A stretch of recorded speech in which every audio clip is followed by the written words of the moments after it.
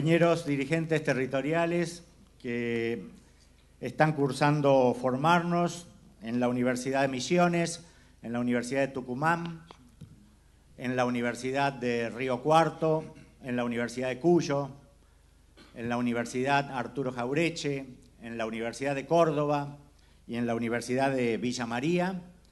Tenemos el honor de tener hoy como conferencista al compañero Gabriel Mariotto, vicegobernador de la provincia de Buenos Aires desde el año 2011.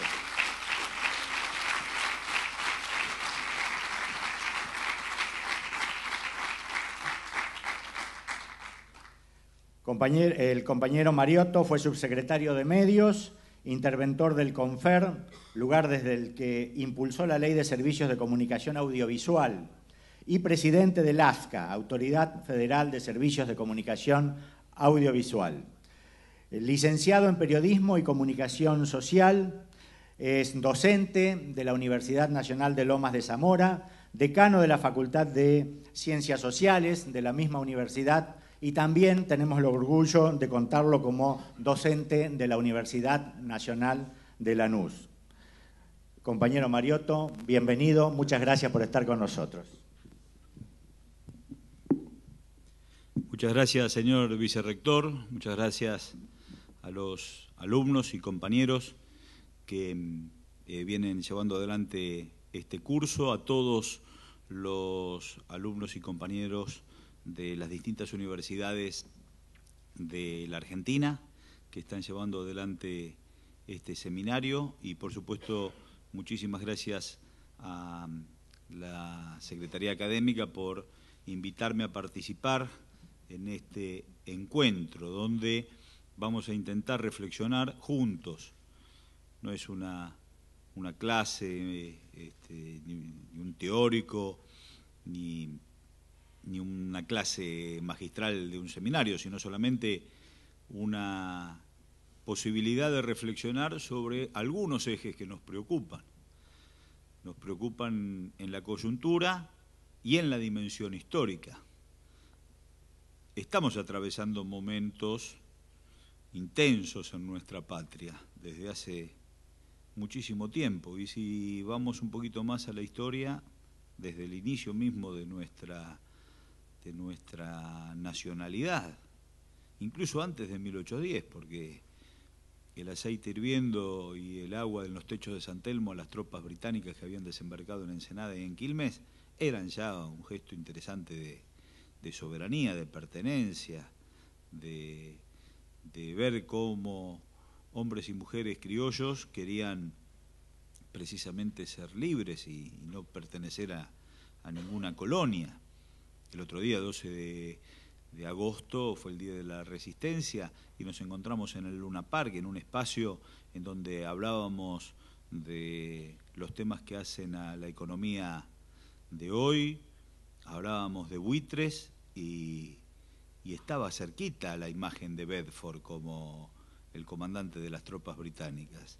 Los tiempos cambian y a veces la pulseada es exactamente la misma.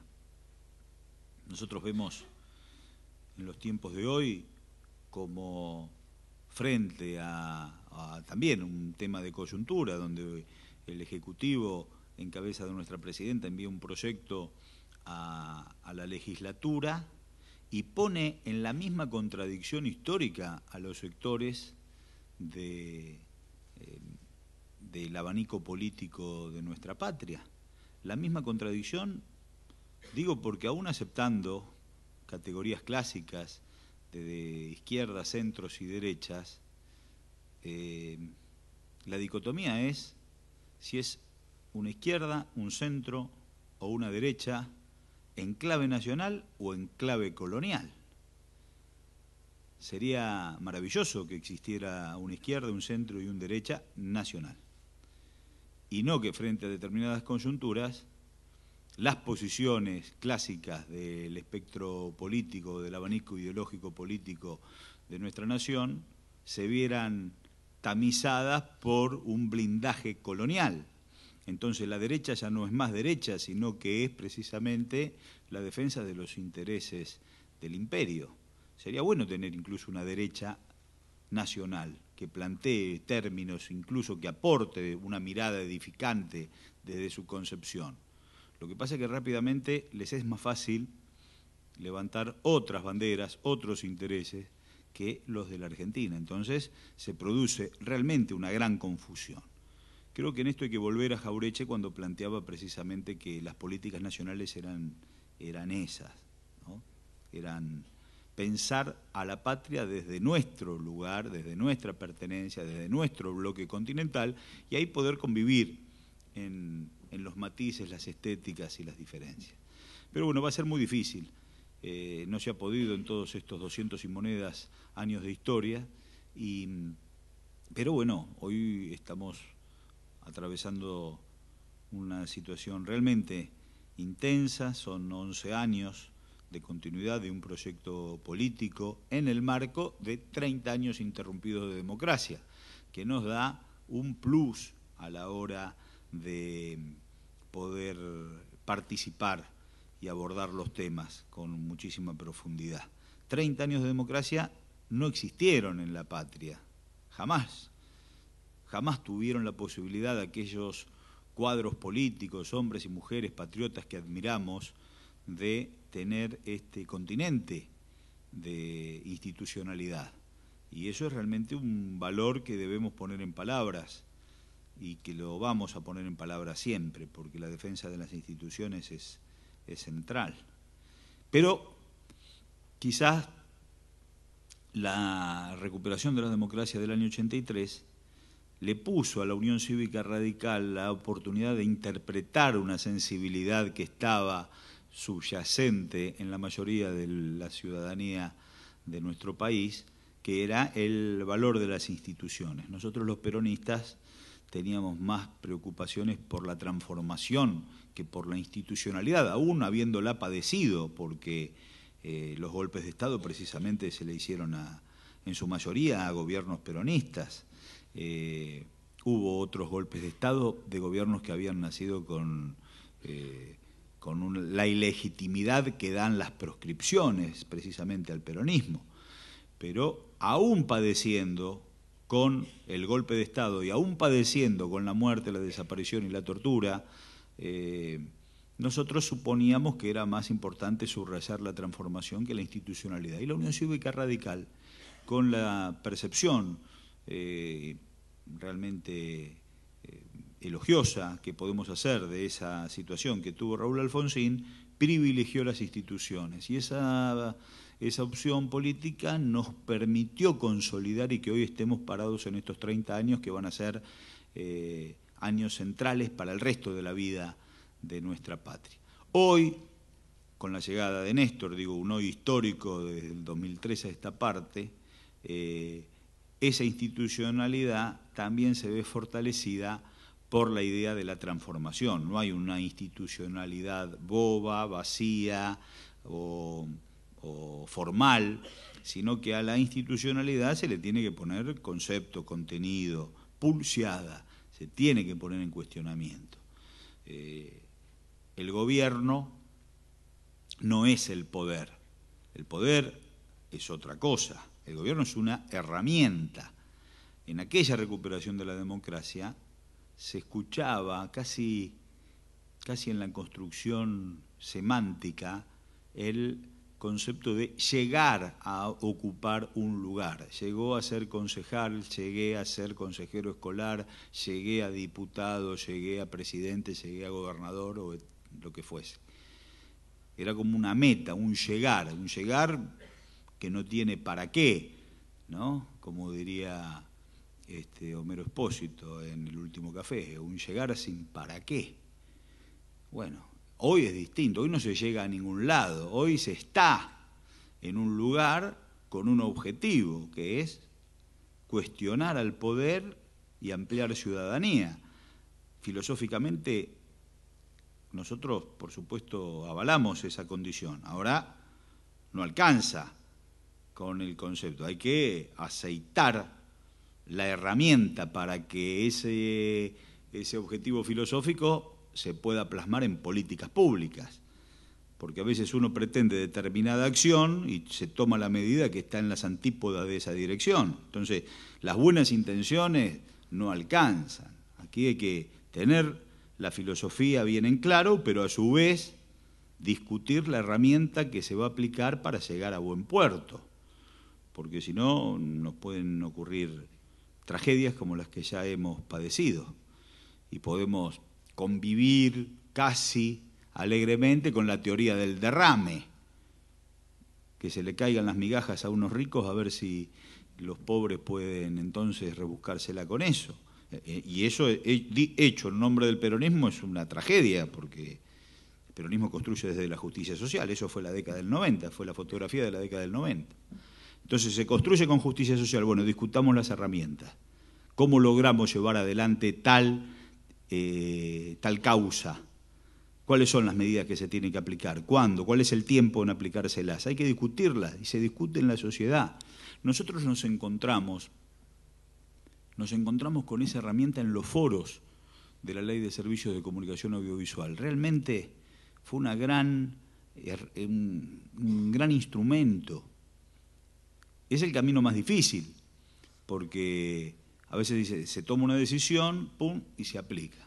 Ahora, cuando se construye, por ahí se pierde un poquito de tiempo, pero se gana en concepto, se gana en la dimensión ampliada de la temática, porque sobre una discusión de un eje aparecen múltiples ejes laterales que van consolidando el camino.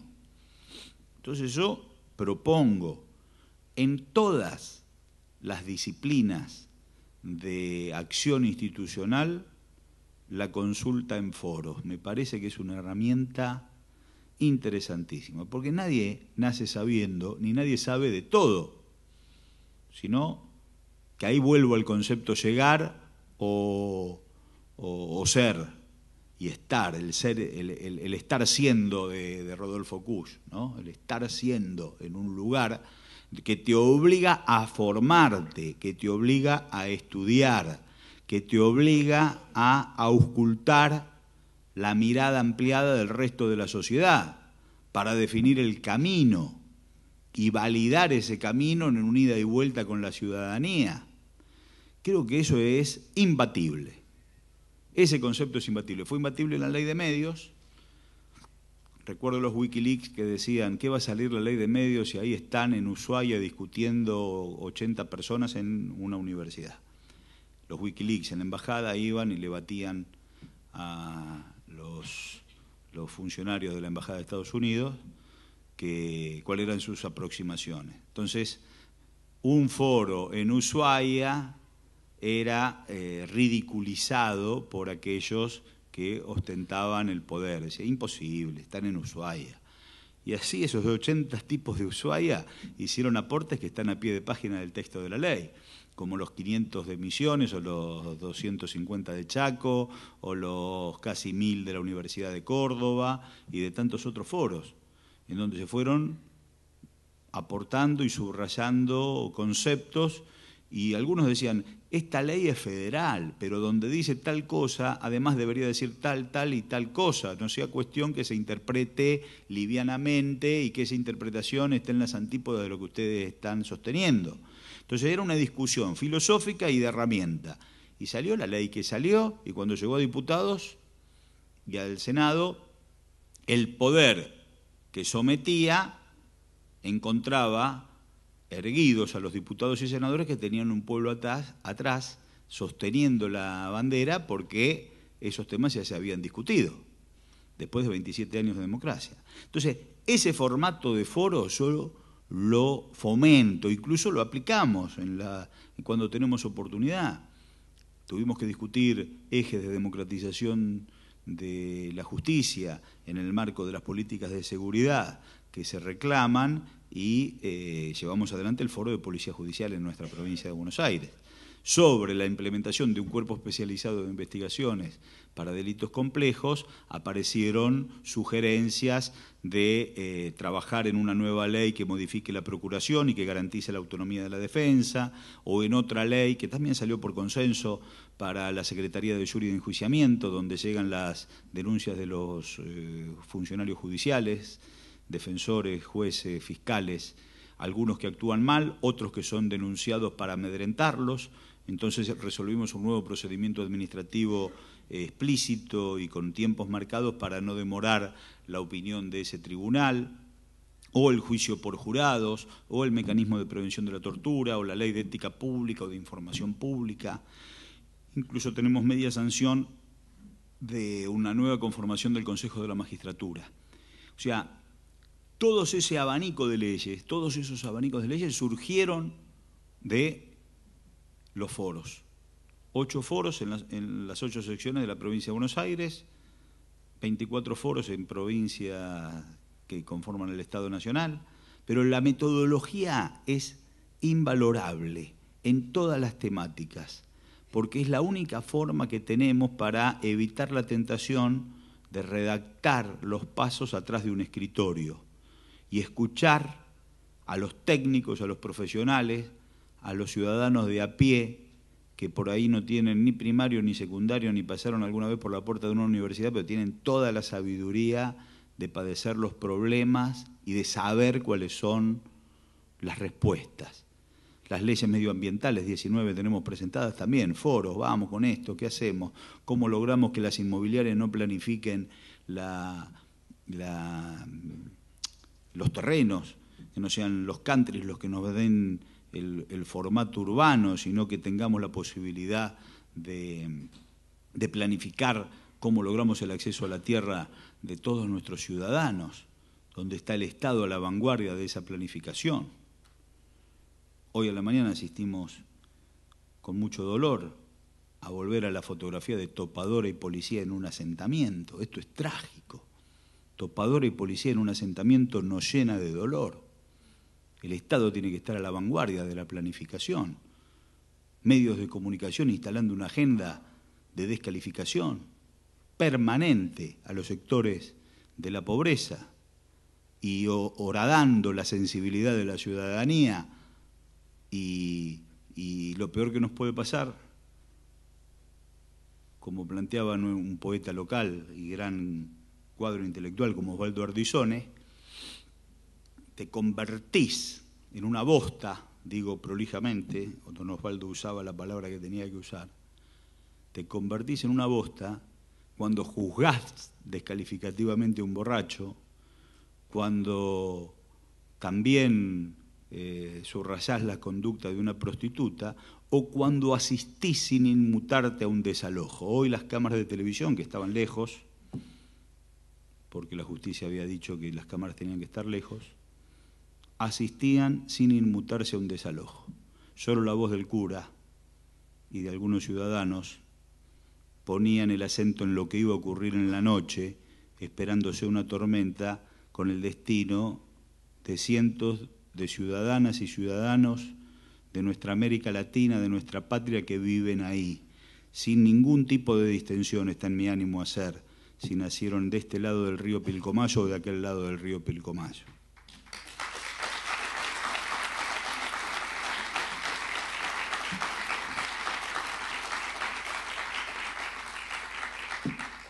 El mundo anda a los tumbos, ¿no es cierto? Es un mundo enquilombadísimo, lo dicen los tangos, como planteaba Macedonio Fernández cuando asistía a una consideración de carácter colonizada, una idea.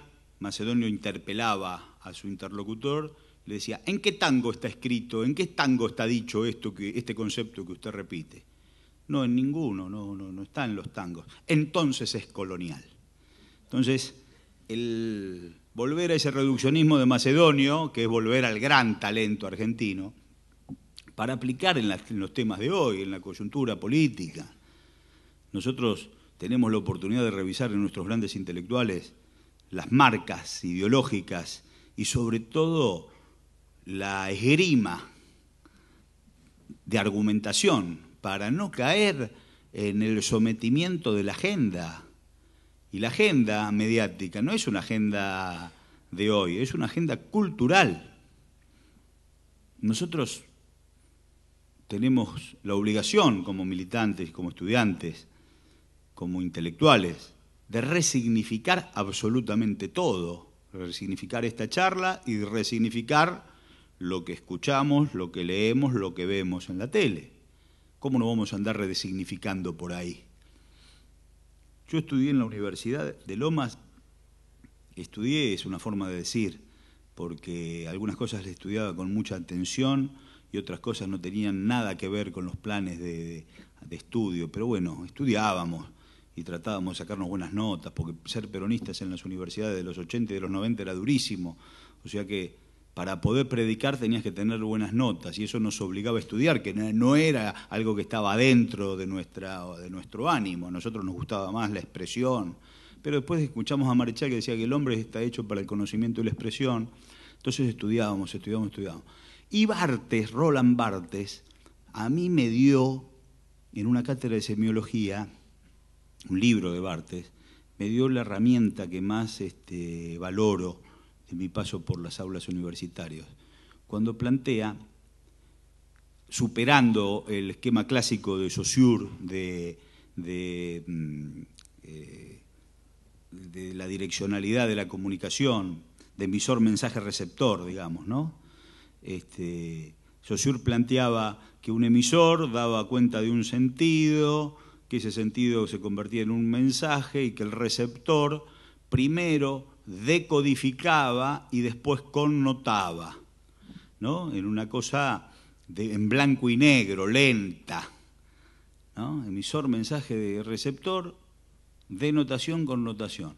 Barthes lo resuelve casi en línea con la corriente lacaniana, que la connotación es la primera de las denotaciones.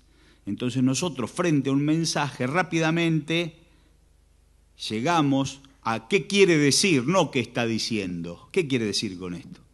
Bueno, si la connotación, que realmente para la cultura popular eso es maravilloso, porque es parte activa de nuestra intensidad como hombres y mujeres que expresan y que conocen permanentemente, la connotación es la primera de las denotaciones. Nosotros lo tenemos que aplicar a los mensajes mediáticos. ¿Qué quiere decir? ¿Quién emite? ¿Por qué dicen lo que dicen? Fijémonos, hoy hagamos el ejercicio, busquemos y sigamos mirando la tele este fin de semana, cómo abordan el tema del desalojo del asentamiento Padre Francisco.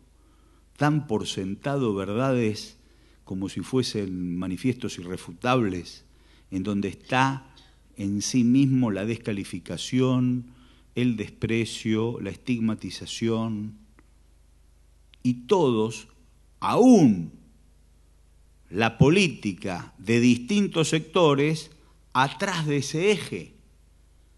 No hay nadie que patee el tablero. Son tan cagones a los medios de comunicación. Por eso nosotros tenemos que resignificar todo. Y salir de la agenda mediática no es decir sí, pero. Es decir, no, están equivocados. ¿Qué pretenden con esto? ¿Qué están pretendiendo? Entonces resignifiquemos. Tenemos que resignificar absolutamente todo. Tenemos que descubrirle las premisas falsas a la argumentación, por la cual nos venden una argumentación racional que tiene introducción, nudo y desenlace y conclusión, pero que esa racionalidad está puesta bajo sospecha porque se ancla en premisas falsas. Todos los inmigrantes son ladrones, es una premisa falsa. Y el argumento que pueden desarrollar sobre esa premisa falsa va a llevar a una conclusión falsa. Y está en nosotros subrayarle, marcarle dónde anclan esos puntos de la argumentación que es realmente falsa. Entonces, hay que convivir ya en esa dimensión comunicacional, que es una dimensión cultural, y en donde la palabra, el boca a boca, va generando que el alumno, el profesor, el vecino, el compañero de trabajo, el pariente, tenga la oportunidad también de resignificar, también de decodificar. Es muy importante. Yo ayer estaba en una casa de un vecino y había unos trabajadores en el fondo.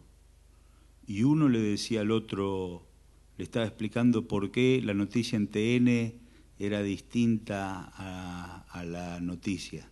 Y me causó un gran placer escuchar en términos simples que un compañero un laburante, le estaba argumentando a otro trabajador más desprevenido. Eso es la búsqueda de la conciencia, eso es la búsqueda de la organización, eso es lo que tenemos que hacer los que tenemos ideología. Predicar y predicar y predicar permanentemente.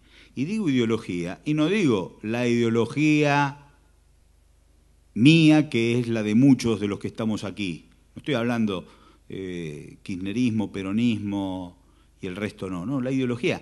El medio de comunicación atenta contra quien toma posición. Se tolera la falta de definición. No hay repregunta frente a una falta de definición. Se cuestiona si alguien define algo. Por supuesto que si es de nuestro espacio, aparte del cuestionamiento, viene la vituperación. Pero si hay alguien que piensa distinto, pero que piensa y que pone una idea en un espacio comunicacional, también es cuestionado. Ahora, sobreviven aquellos que no se definen. Y a mí me parece que 30 años de democracia y 10 años y pico de proyecto nacional nos obliga a seguir sosteniendo definiciones.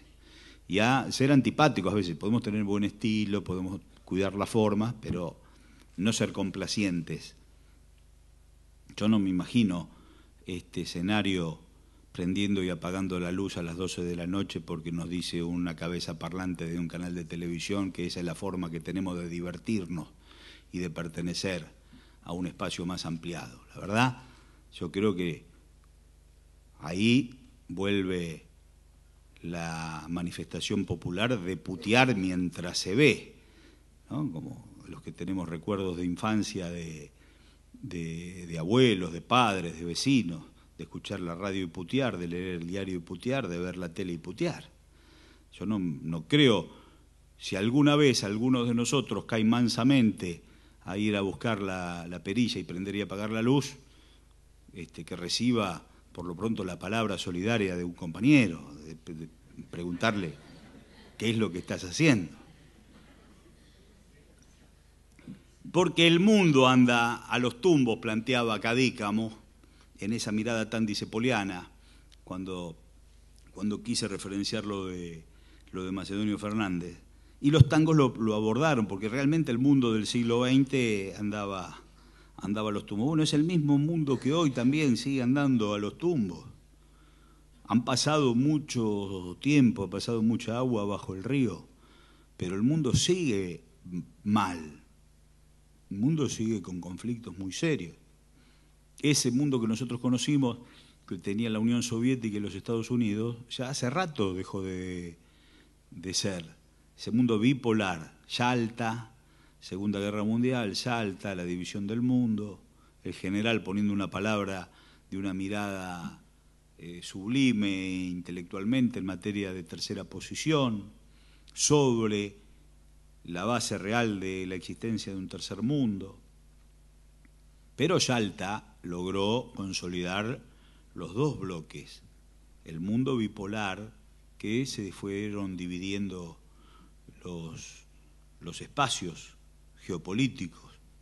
Pero después, hace 20 años, cayó la Unión Soviética y todo se pensó en que los Estados Unidos lograban la consolidación de ese imperio y que George Bush iba a ser el emperador de ese nuevo mundo que tenía un imperio fuerte, y incluso habían muerto las ideologías y ya no había posibilidades de futuro por fuera de ese diseño.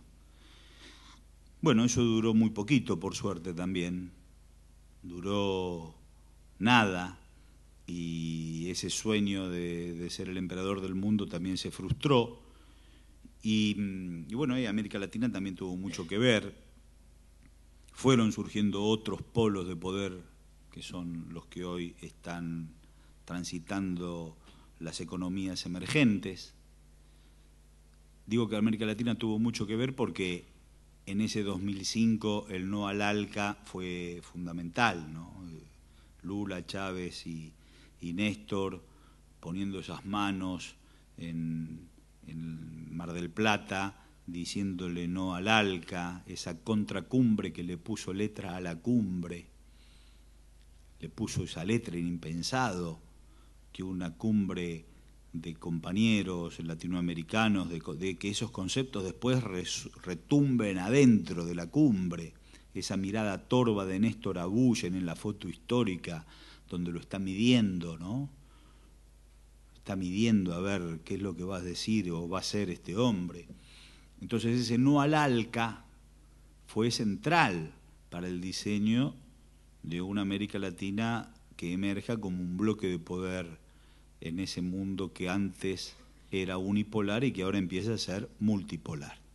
Porque los chinos siguen creciendo, porque Rusia sigue creciendo, dos países hermanos que han venido con sus presidentes y sus delegaciones a visitar a Cristina, y esto no es poca cosa, es más, es un hecho trascendente, pero está India, pero está Irán, está este bloque continental latinoamericano, que van creciendo como nuevos polos de poder, que van vinculándose para que las inversiones sean directas en materia de industrialización y de infraestructura y de logística, y no tener que caer en la ventana trágica del Fondo Monetario Internacional para pedir un préstamo y seguir pagando deuda con los préstamos que secularmente se van solicitando.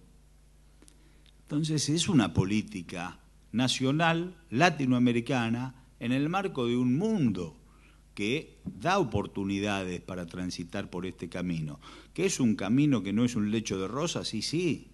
¿Cómo va a ser un lecho de rosas? Si no es, ni fue, ni será un lecho de rosas. Ni ganando todas las elecciones que vienen va a ser un lecho de rosas.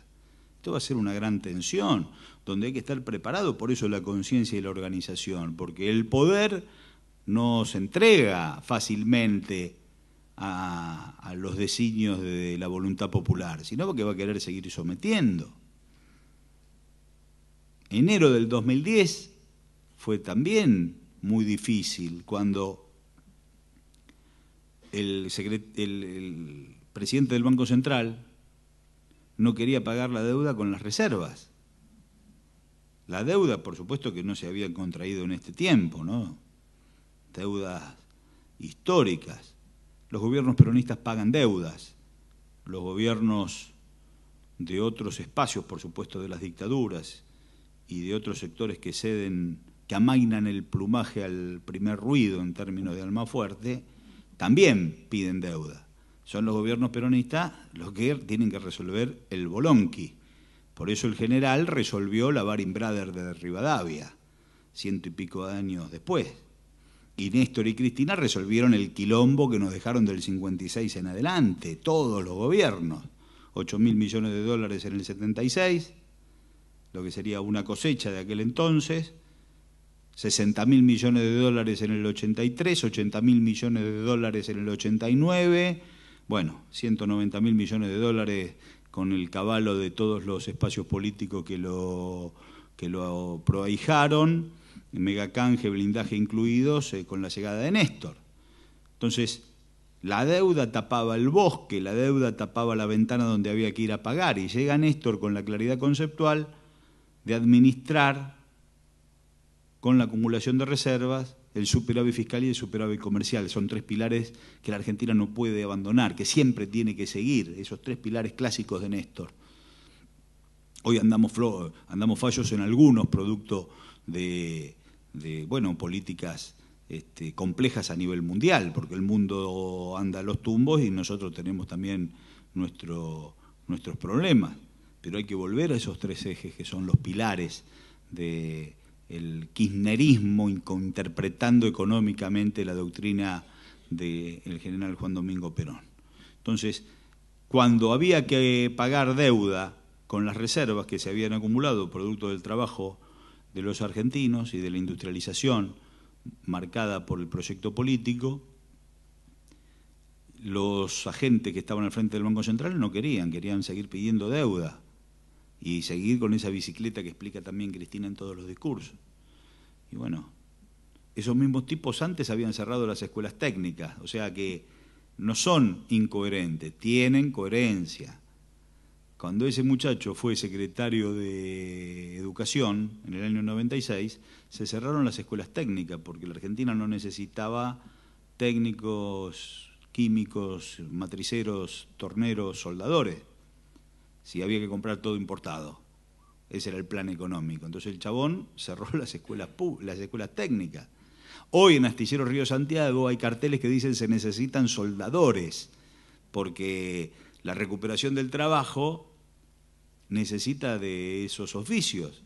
Entonces nos damos cuenta que la destrucción puede ser en un minuto. La construcción es lenta, visible, evidente, disfrutable, pero es lenta, porque el soldador que se cortó en su formación en el 96 cuesta formar.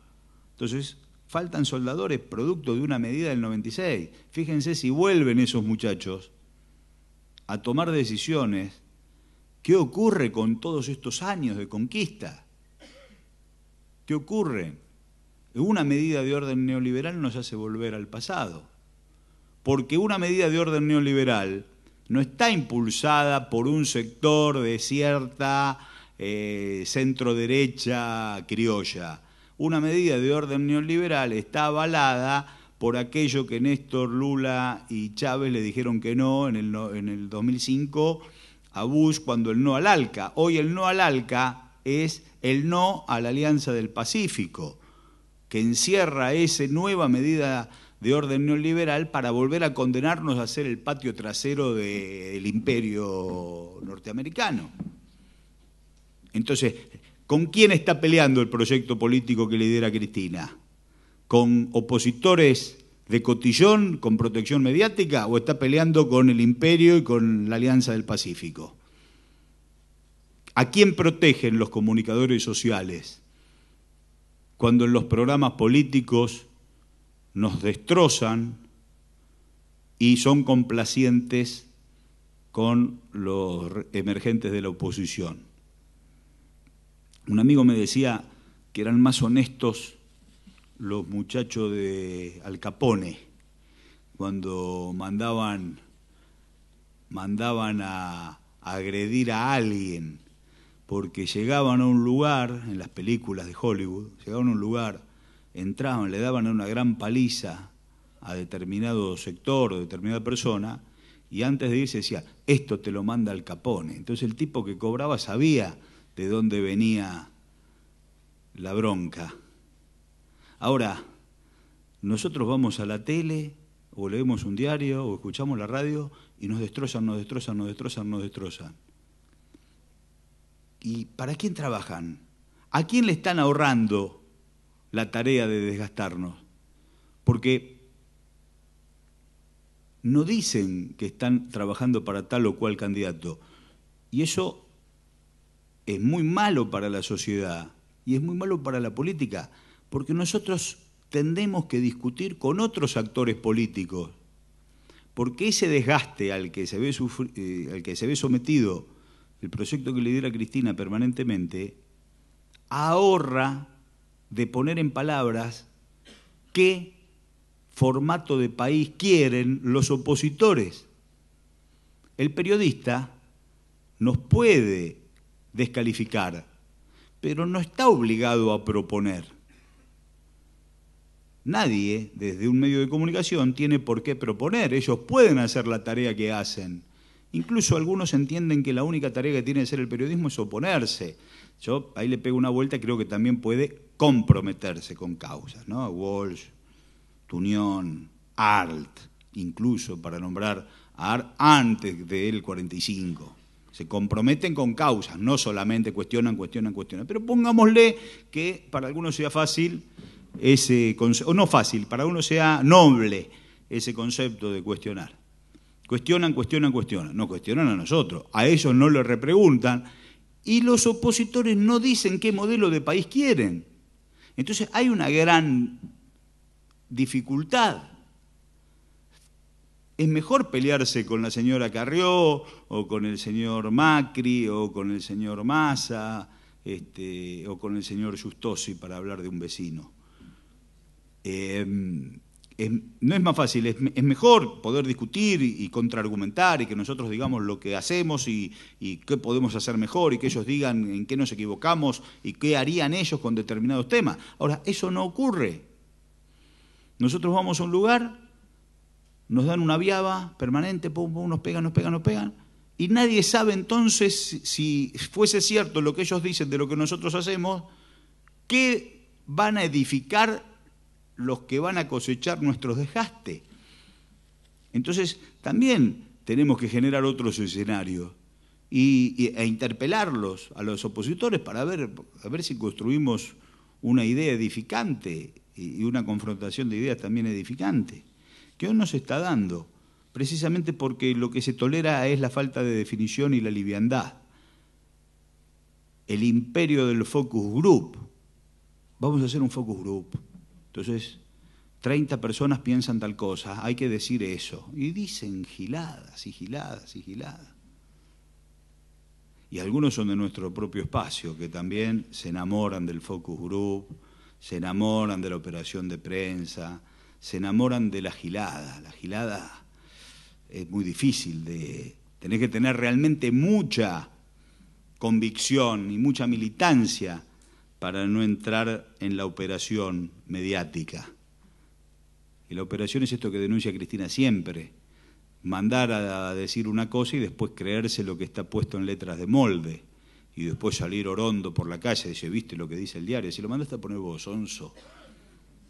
Bueno, son cosas que pasan, que nosotros tenemos que estar muy atentos como intelectuales y como intelectuales en una opción política de cualquier espacio, opción política, el intelectual comprometido con su pueblo, el intelectual que valora la sabiduría de la cultura popular, el intelectual que no adora el enciclopedismo, sino que se mete en los saberes cotidianos con gran vocación y con gran admiración, el que puede transitar las calles en una manifestación de cultura popular permanente y aparte se puede dedicar a determinadas disciplinas. El que mira el mundo permanentemente, el que contempla el mundo, como planteaba Raúl González Tuñón, y ve que lo que ocurre en Medio Oriente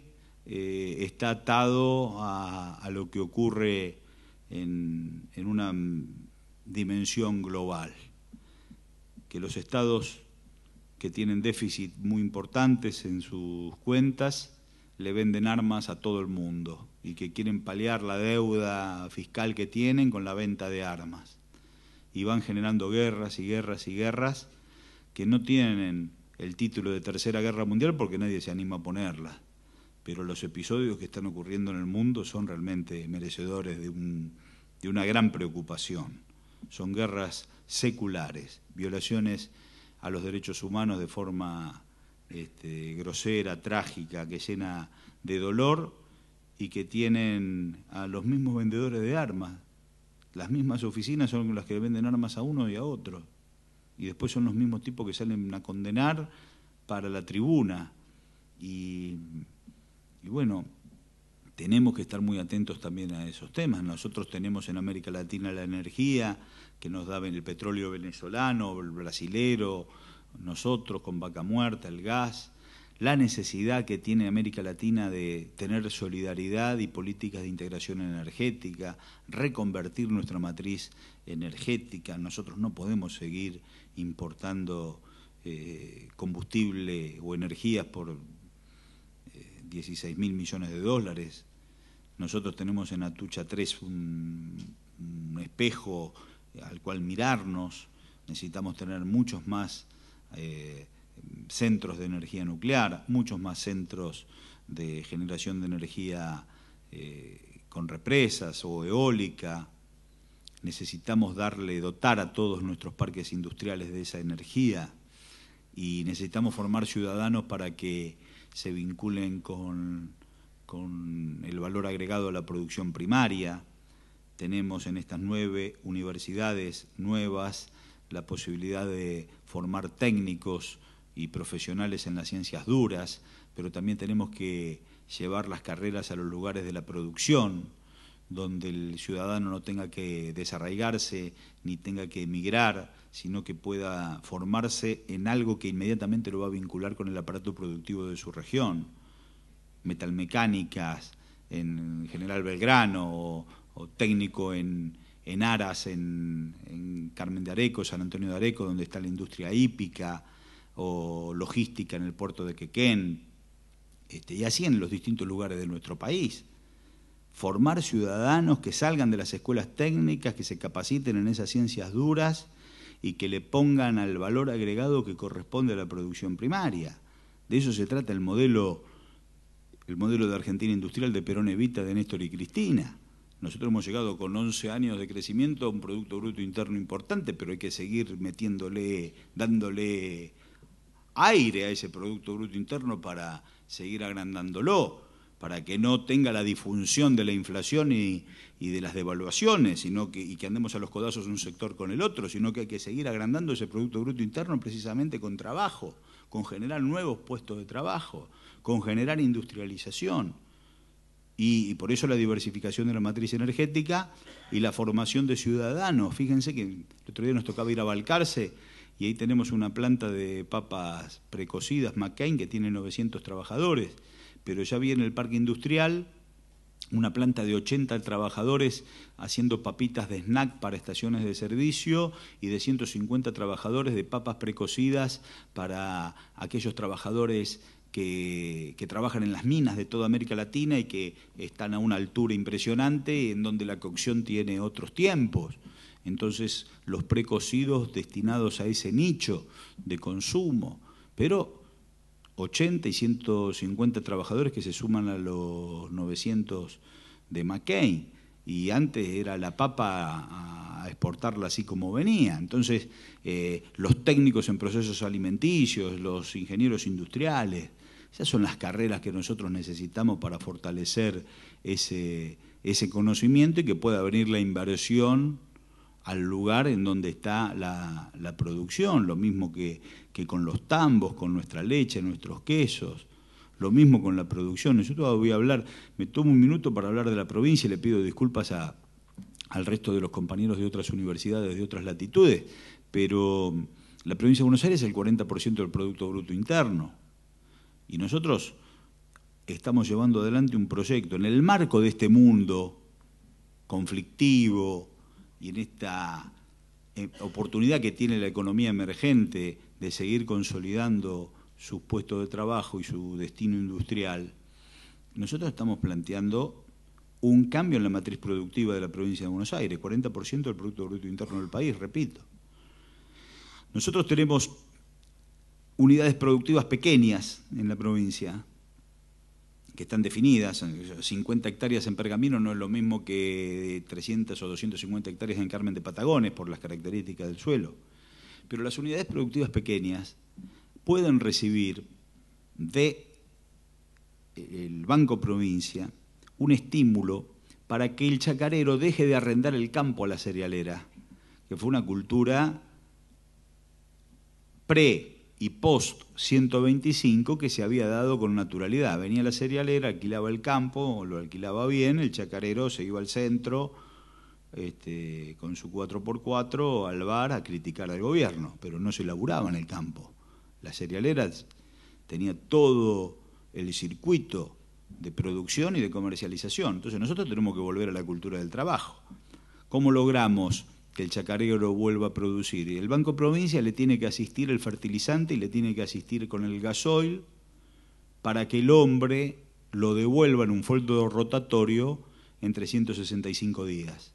Que no tenga que disponer de inversión a la hora de emprender su producción, sino que esté el Banco Provincia auxiliándolo en esa dimensión, incluso reflexionando con él si hay que volver a sembrar soja como hacía el que le arrendaba el campo, o si podemos diversificar la cosecha, si podemos ir al maíz, si podemos ir al sorgo, si podemos ir al trigo.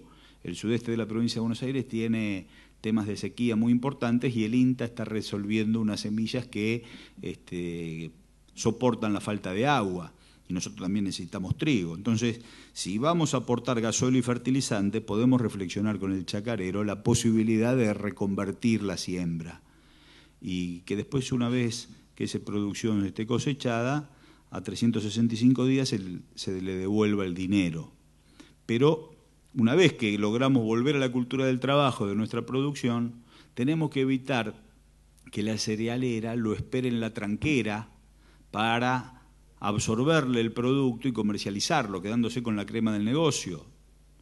Porque la empresa cerealera argentina, producto de una corporación, tiene su espejo en China, por ejemplo. Entonces la cerealera argentina le vende a la cerealera china y los chinos le compran a esa cerealera china, quedándose con el 18 o el 20% de la crema del negocio.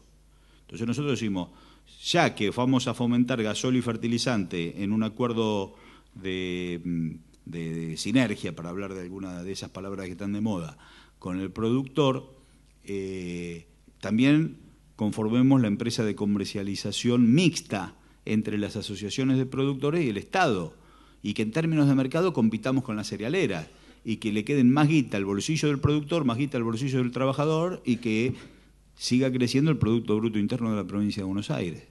Y una vez que tenemos resuelto la promoción de la unidad productiva pequeña y la empresa de comercialización, tenemos que evitar que al producto lo esperen en el elevador portuario, porque la misma compañía que antes alquilaba, que comercializaba, también tiene la concesión de los instrumentos de comercio exterior en los puertos, producto de los consorcios portuarios, que le dan a 4 empresas la posibilidad de regentear el elevador o el contenedor.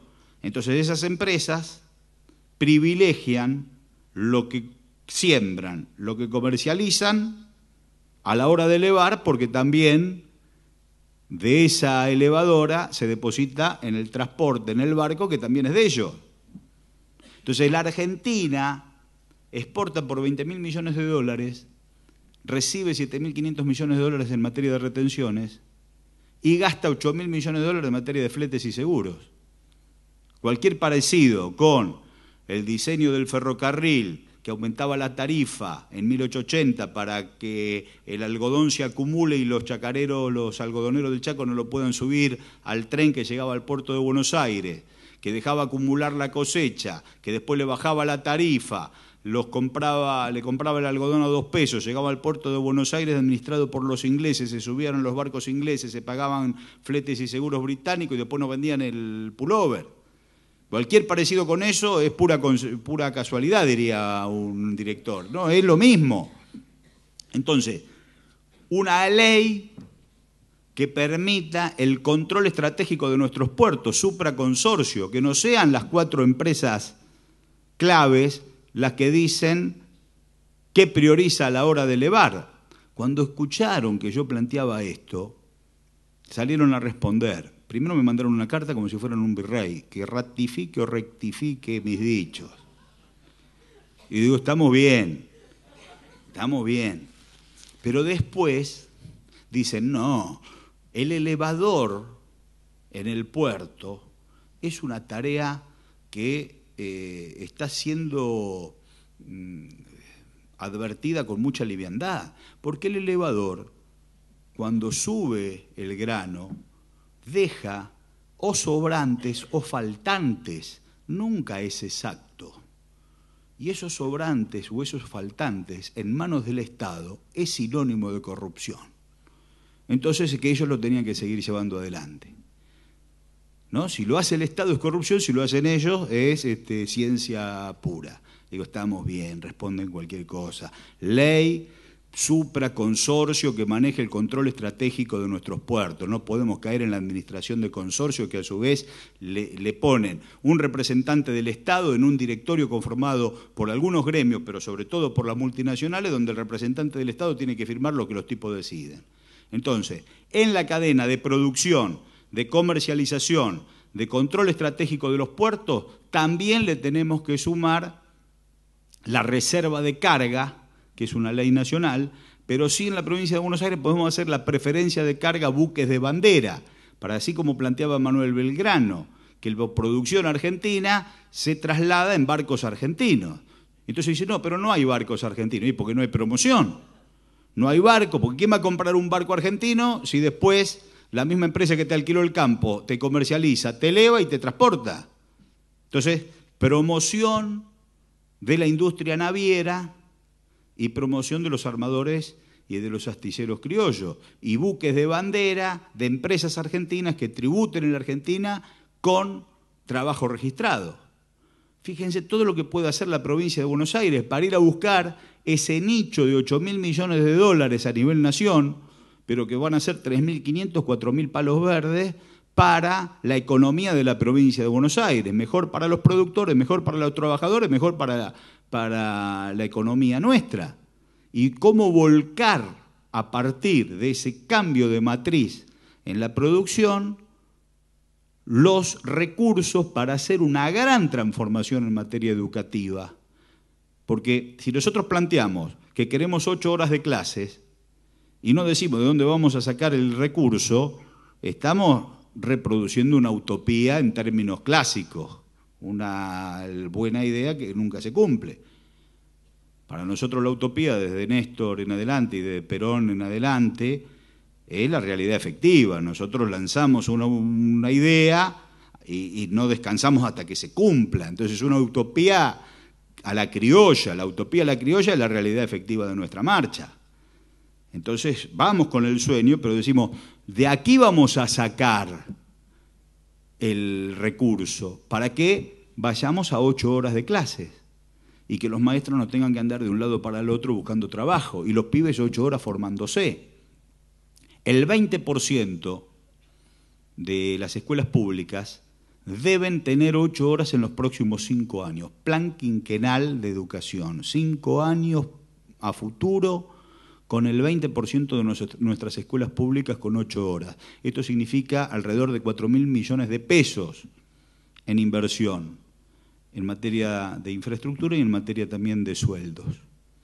Pero con 8 horas los pibes en el aula. Y si vamos a tener 8 horas los pibes en el aula, tenemos que formar a los docentes elevando el nivel de currícula de los institutos de formación docente, tanto públicos o privados. Entonces estamos proponiendo una suerte de CONIAU universitaria para acreditar carreras, pero en este caso para acreditar los institutos de formación docente, y que el docente salga de ahí fortalecido. Pero a su vez que esa CONIAU, junto con esos institutos ya jerarquizados, trabajen en el cambio de planes, porque una cosa es tener 4 horas a los pibes en el aula con una disputa de ciencias básicas y aplicadas o con un aporte de ciencias básicas y aplicadas, y otra cosa es poner 8 horas a los chicos estudiando y formarlos para los oficios, formarlos para la expresión artística, para el deporte y para el idioma. Entonces, cambios de planes de estudio a partir de este órgano de auditoría, de acreditación de los institutos de formación docente.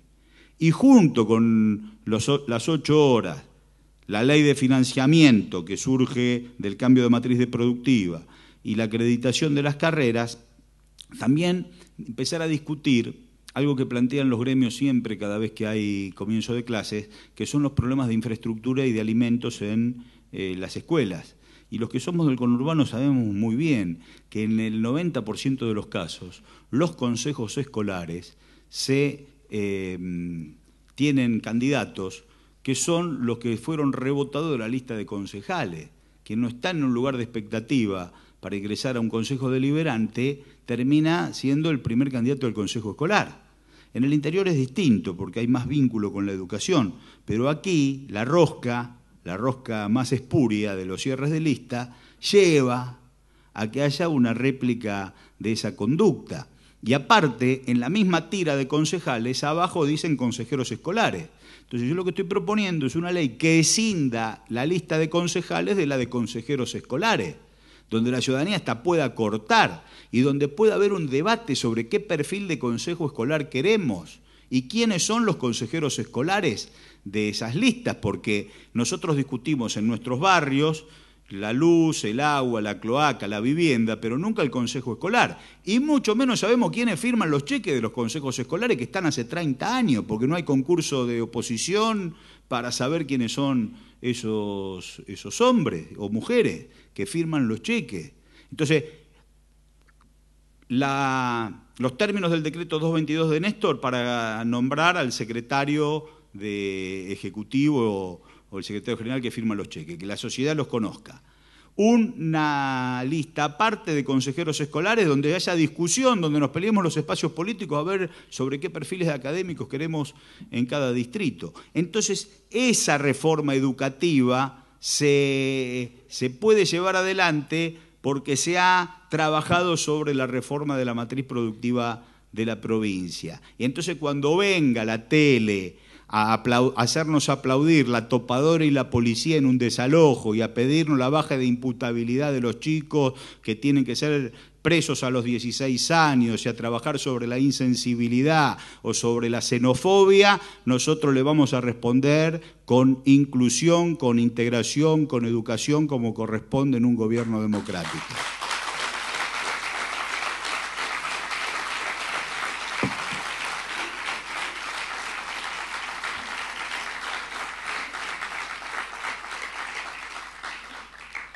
Para terminar, yo creo que este tiempo de jóvenes comprometidos con su sociedad, con jóvenes que tienen que realmente tener excelencia en la formación, no en una formación enciclopedista clásica, sino en la preocupación, digamos, del cazar los libros que no muerden, ¿no? Volver a estudiar, ver a Cristina. En esto sí quiero hablar de nuestra presidenta. Nuestra presidenta honra el lugar que le asiste porque estudia todos los días, entre otras cosas, no solo porque es un cuadro político, no solo porque tiene decisión ideológica, sino porque estudia. Una presidenta no tiene por qué saber todo. Ahora ella se forma y estudia, y cuando habla con sus colaboradores no pregunta vaguedades, ni instruye liviandades, da en el punto. Yo las oportunidades que he tenido de recibir instrucciones de Cristina, siempre he recibido la instrucción correcta en el sentido, o la pregunta correcta en el sentido de dónde estaba la debilidad del proyecto, ¿no? Lo planteaba Marechal, no me acuerdo en qué Broli, que decía, creo que en el banquete de Severo Arcángelo, que decía que el asombro y la pregunta eran el eructo del alma dubitativa. Y Cristina no se asombra y no pregunta tonterías, al revés, pregunta previo a una instrucción en el lugar donde está la debilidad. Cuando nosotros como ciudadanos a veces andamos de vivo y a veces andamos de giles, no somos vivos todo el día ni giles todo el día. No hay un vivo y un tonto. A veces en 2 minutos somos vivos y somos tontos secularmente.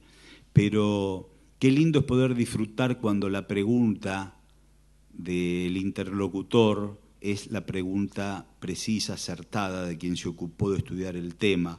Qué feo es responder liviandades. Y qué dolor nos produce en el alma cuando nos vemos nosotros mismos preguntando tonterías, cómo nos tiran del ring nuestra propia ignorancia.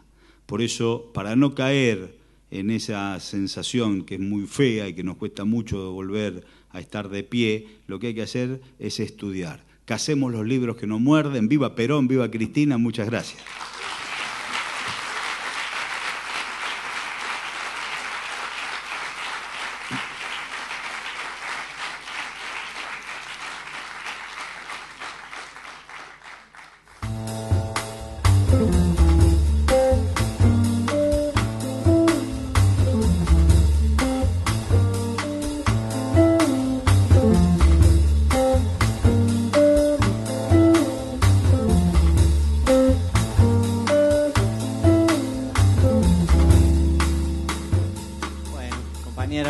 comenzar con esta ronda de preguntas. Mientras nos van llegando las suyas propias, que me las van alcanzando acá, y las vamos incluyendo de la mano de Julián. Bueno, la misma pregunta surgió en la clase y es parte de la inquietud de todo militante político. Y es saber su opinión respecto de quién representa de mejor manera la continuidad del proyecto político del cual usted forma parte. Bueno, el kirchnerismo le ha aportado a la construcción política clásica de la Argentina una mirada que hay que advertir. No hay antecedentes en estos 11 años que los candidatos surjan con anticipación al cierre de listas. Esto es un dato objetivo de la realidad. Incluso Cristina, candidata en el 2005 a senadora, surgió sobre el final del cierre de lista. Nunca con anterioridad. Podría haber un pálpito, pero se sustancia el candidato sobre el cierre. Creo que es una característica cultural que trae Néstor de Santa Cruz y que la replica en el formato nacional. Creo que hay varias causas, pero una de ellas es, si nosotros, que no recibimos el aplauso de ningún sistema mediático, que tenemos a las corporaciones siempre en guardia y tenemos que defender la yugular de ellas, ¿por qué vamos a anticipar un candidato para que le tiren y lo descalifiquen y le tiren, digamos, 3 tiros, 10 pesos al campeón? Ponemos el candidato antes para que lo destrocen. Entonces, yo creo que nosotros debemos estar muy tranquilos en la construcción política y esperar que lleguen los tiempos.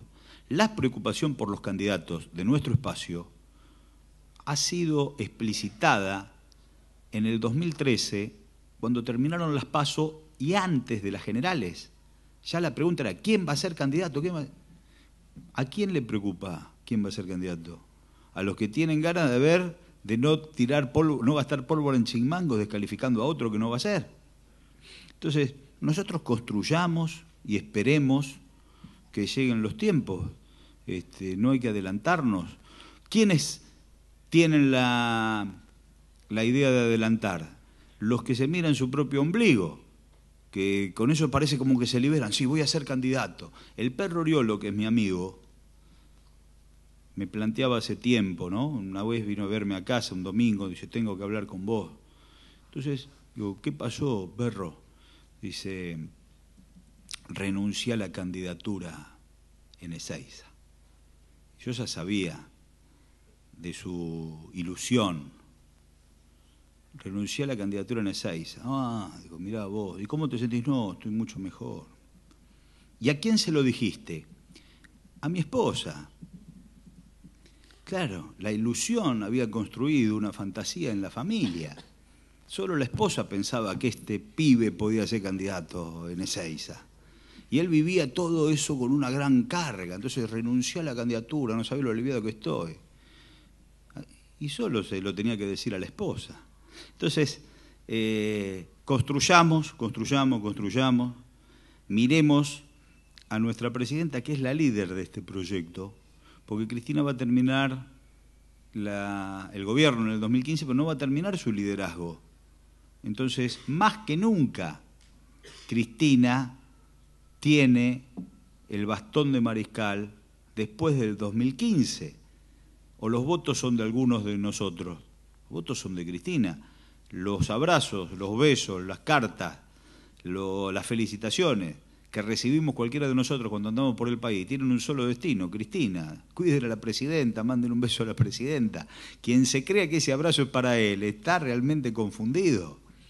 Entonces, nosotros somos peronistas, los peronistas no somos liberales. ¿Quiénes tienen necesidad de tener candidatos ya? El sistema de la política clásica liberal, no nosotros.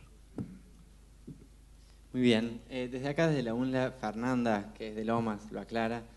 nos dice, frente al andar sin pensamiento de las instituciones en el día de hoy, refiriéndose al desalojo, ¿cuál es el rol de la militancia frente a la política cuando ésta calla?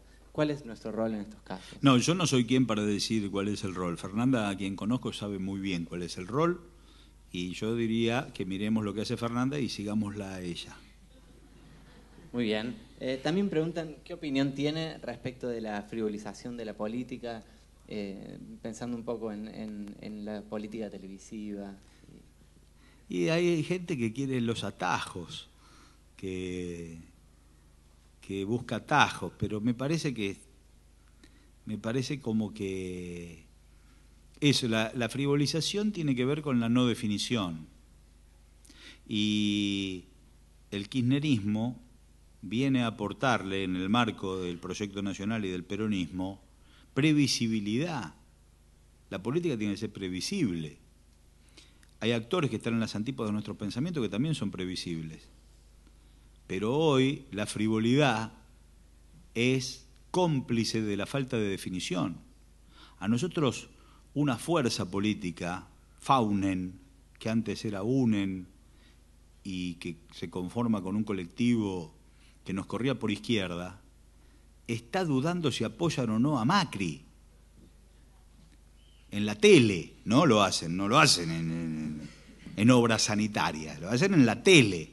Entonces, nosotros creo que tenemos que zafar de la tentación de querer ser iguales. Claro. Nos corren por izquierda y dudan si van a apoyar o no a Macri. Las inferiores de Macri estaban con la dictadura y las intermedias de Macri estuvieron en los 90, digamos. Y la izquierda de Faunen duda si lo apoya o no lo apoya. Y nosotros entonces tenemos que definir nuestro candidato para ver si ellos juegan con la derecha pero siguen siendo la izquierda y la moral de la ética del proyecto y no saben si están a favor de la 125 los que la hicieron o en contra los que la criticaron, ¿no? Entonces, bueno, nosotros somos peronistas, los medios de comunicación es para dar una batalla cultural, la pluralidad es parte activa de este proyecto, pero nuestro lugar son las calles y en las calles no se frivoliza nada.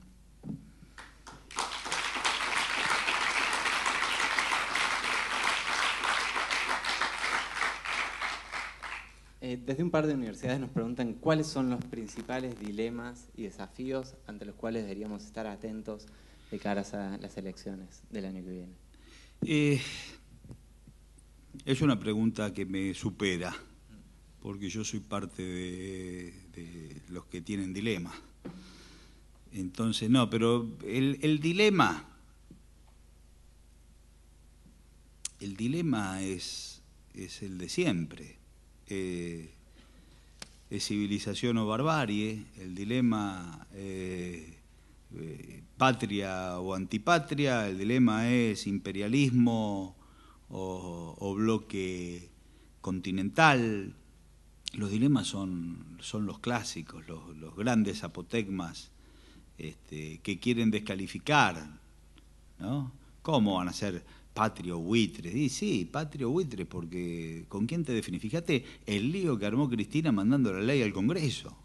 El lío que armó. Ellos no quieren patria o buitres porque no quieren quedar mal con los buitres. Así que los dilemas son los mismos, son los de siempre. Nos preguntan también, respecto de lo que usted hablaba en la exposición, ¿por qué ninguno de los opositores hace explícito su proyecto de país? ¿Y cómo podemos hacer para saberlo, siendo que todos los programas de periodismo los protegen? Bueno, precisamente la protección mediática que tolera la indefinición no le facilita, los auxilia en el sentido de no tener que expresarse. Solamente con hacer un puchimbal de todas las medidas que nosotros tomamos, les alcanza para cubrir la hora de programación, pero no le repregunta, no le dice, ¿y usted en su lugar qué haría? ¿Qué está proponiendo?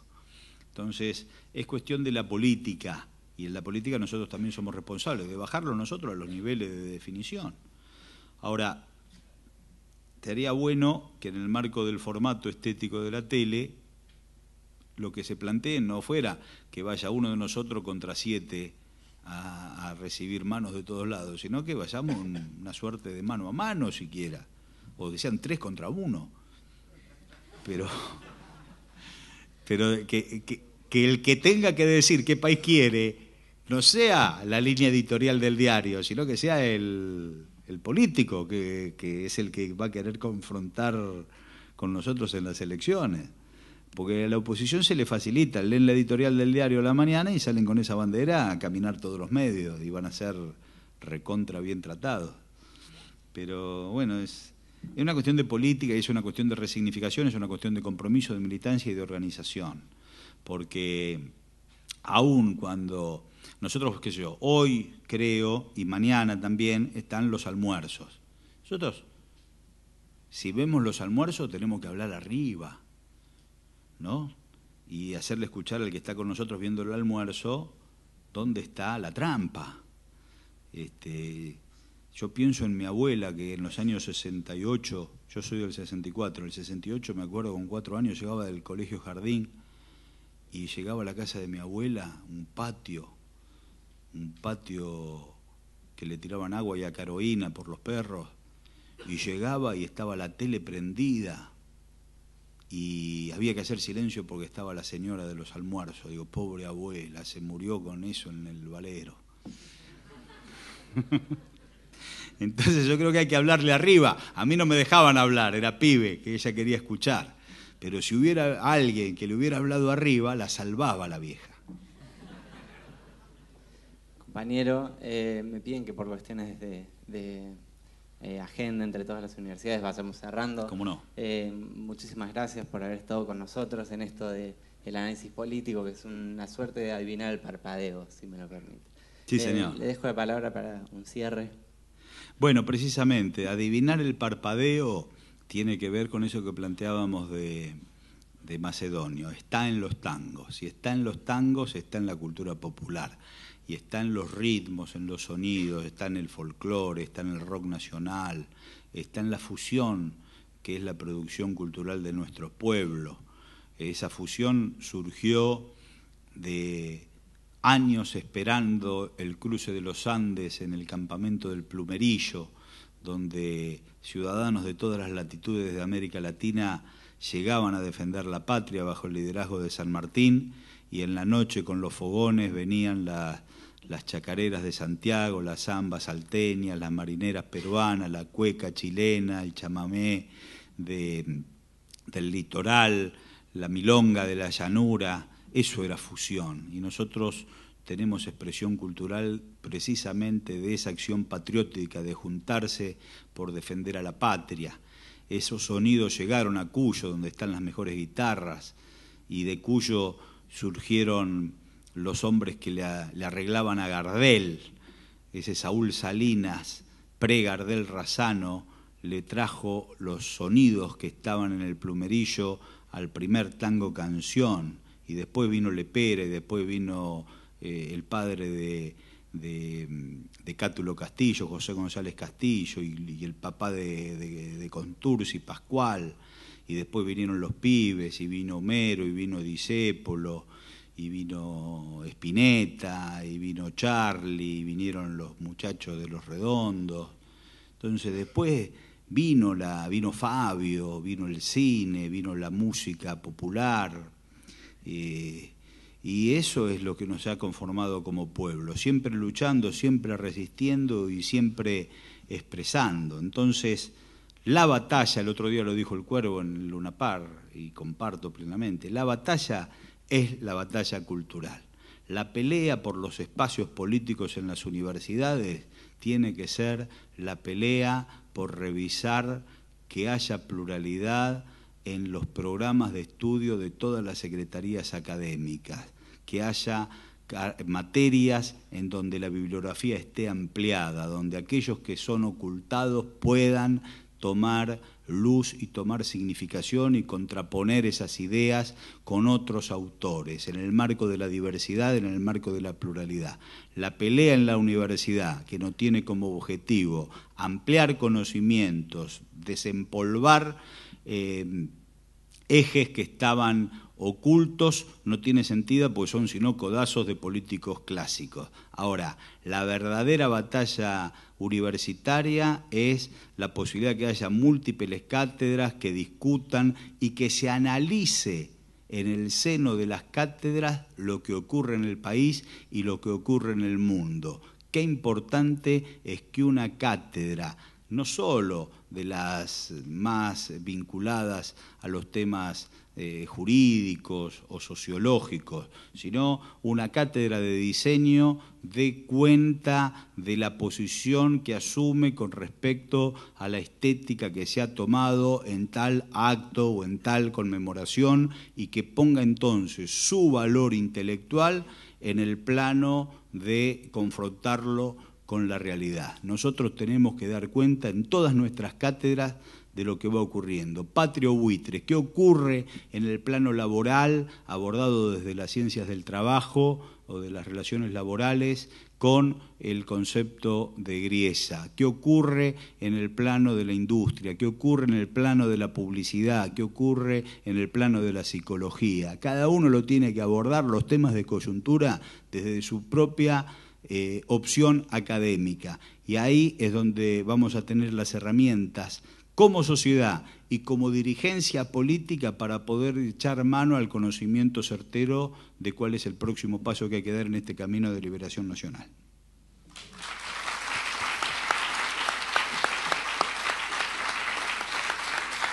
Listo.